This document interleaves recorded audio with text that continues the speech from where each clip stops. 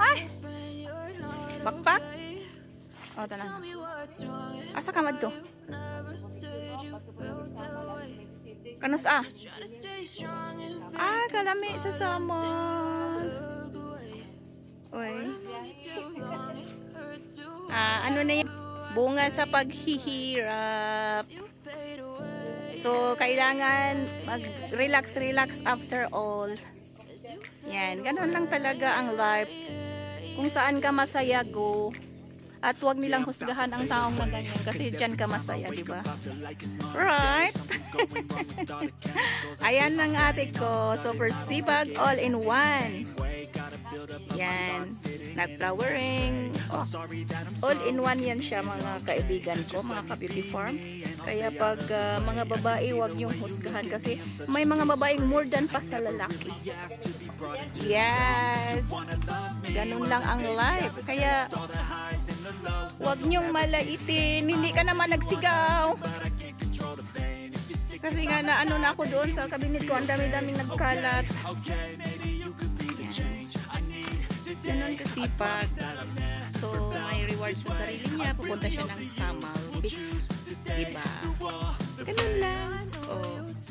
Pag ganun-ganun na yan, pero mayaman yan. Huwag niyong husgahan yan. May Hilux yan. Pag ganun-ganun lang yun, kaya don't judge the cover of your book. Sana yung nag-spray. Galing na yun sa bahay. Puno na lang. Ay, si Junel.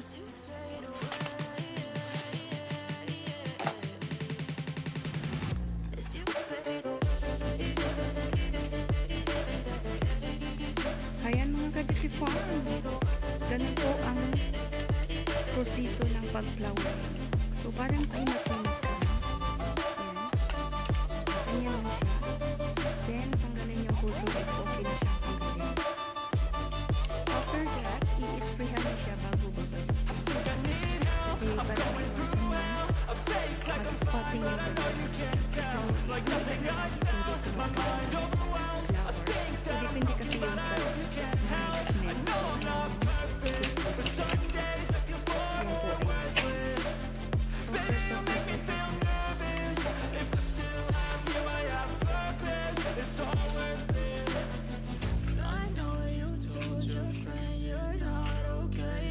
So, ganyan po dito sa beauty farm at halos-halos na po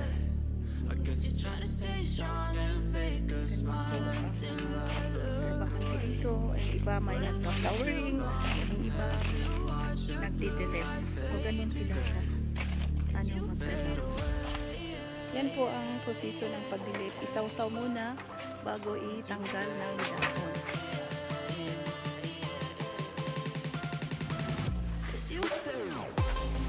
Kailangan talaga tanggalin mo para maiwasan yung pagkalat na anong sakit yan?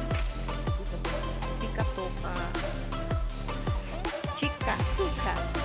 Ayan, marami pala pero may bunga na siya. Kailangan tanggalin talaga yung pero kailangan i-disinfect muna yung karet. May nagbabalot din. So ganun ka. Ay, naghuhukas ng for harvest na siya. Yan, ready to harvest na yung banana. So, after 1 week, yan, i-harvest na yan siya. Kaya tinatanggalan ng yan, ganun yung magtanggal ng cover. So, kailangan siyang tanggalan mga ka-beauty farm bago i-harvest. So, yan talaga ang proseso.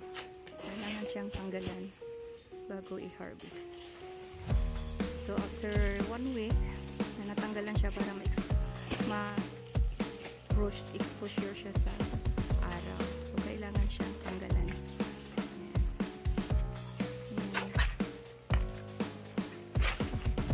So, kahit na medyo pa-harvest na mga ka-beauty farm, kailangan tanggalan talaga siya ng may sikatuka kasi para hindi siya kumakalat at sa mga bagong banana. Bagong yung mga subuan na bagong tubo. So, kailangan siya kaalaga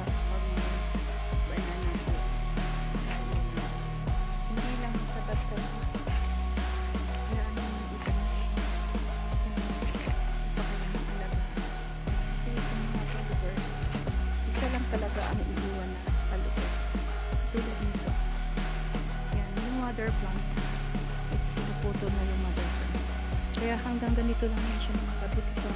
Hindi sila taga doon. Kasi nga, nag-source pa po siya ng tubig papunta dito sa followers. Kaya isang piraso lang talaga ang kailangan natin ipa-followers para malusog siya. Pagkatapos ng isang followers at itong maging mother naman siya, mag-iwan naman ng isa. Kailangan nakalinya siya. Nakalinya sa lakatan. So, tingnan mo yung mga new followers lahat. Is linya siya para hindi masisira yung line. Yan mga kabutikan, ang technique. So, lahat ng mga followers, yan, is nakalinya pa rin. So, huwag kang mag-iwan ng followers na hindi nakalinya. Kaya, hintayin mo talagang may nakalinya. Yan. Diba, ang mga followers lahat, nakalinya yan. So, pagkatapos niya, linya pa rin siya. So, kaya nga, ito ang purpose natin na iniwan. Yung mother plant. Para may source siya ng water dito. Followers. Yun po ang technique. At saka isa lang talaga ang iwan. Huwag kang manghihinayang pag marami na yan. Kaya binibinta yung subwan para hindi manghihinayang. So marami namang nag-order kasi super lusog talaga itong lakatan ng Ga-Agri TV. Kasi may sakit yan naman siya. So kailangan tanggalin talaga siya kasi may sakit. Yun, tinatapon. So kailangan talaga buo-buo siyang pagtatanggal. Kasi may sakit siya. So huwag kang manghihinayang pag ganyan na ang saging mo. Kailangan itapon mo talaga lahat.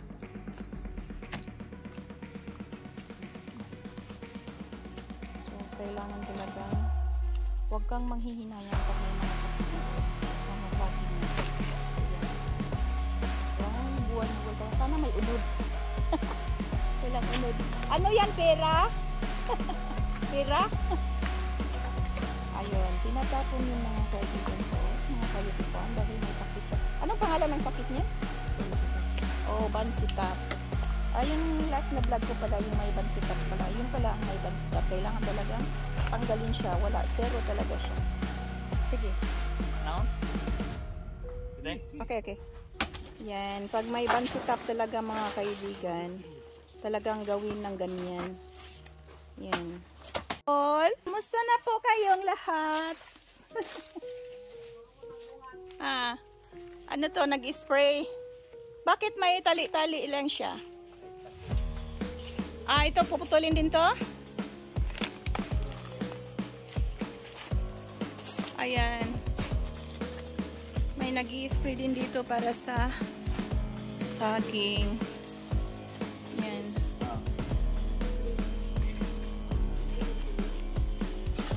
At saka na, ayan. Oh, yan. Yan. Kasi may sakit yan na bansitap. So, kailangan siyang putulin. Oy, tamaan ng isa. Yan. So, mula ano talaga yan siya. Mula puno talaga yan siya. Istanggal. Bansitap. So, kailangan talaga puksain siya.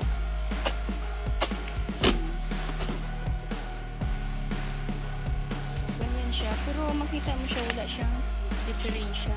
Pero yung dahon niya is nagkulot-kulot.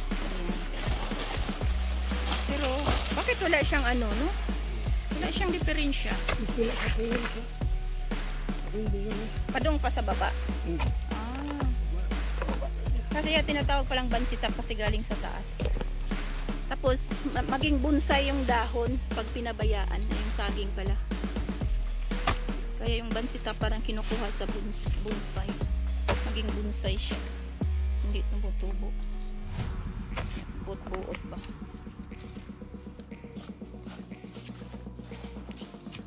So, ganyan naman siya talaga mga kabit. Kailangan talaga siya. Lukawin talaga siya. Tingnan mo kung manghinayang ka sa mga subwal, diba? Ang dami-dami pero may sakit pala yan. Kaya huwag kang manghinayang dyan. Kasi may sakit.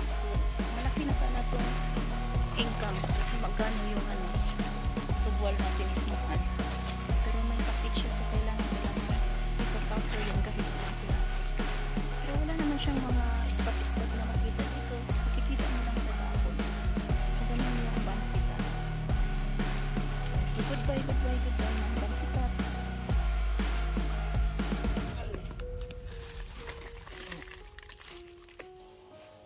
Ayan, nagtanggal po ng balot. Ready for harvest. And dito naman is nag-i-spray para hindi magkalat yung mga sakit.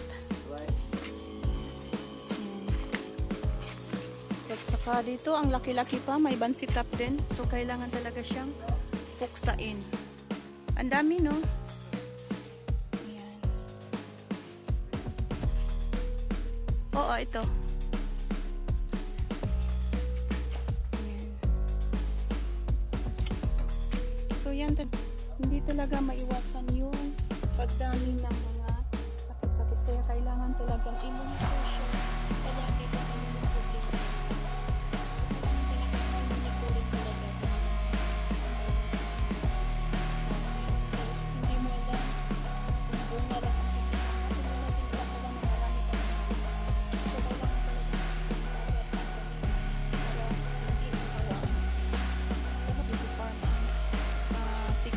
Para maging healthy ang mga saging natin. So, hindi lang isang tao ang gagawa, kailangan talaga marami kang tauhan. So, hindi natin masabi na malaki ang income natin kasi marami yung kita. Hindi natin masasabi kasi parang ano lang to, give and take sa mga tauhan at saka yung konti. So, ganun po mga ka-beauty farm ang may lakatan. Marami kang gastos, abono, spray, mga insecticide, at mga tauhan natin. So, kailangan talaga i-maintain yung pag ano ng lakatan alaga. Kasi halimbawa ngayon ang dami-dami. So, pag isang tao lang ang mayroon ka, wala. Hindi kakayanin yun.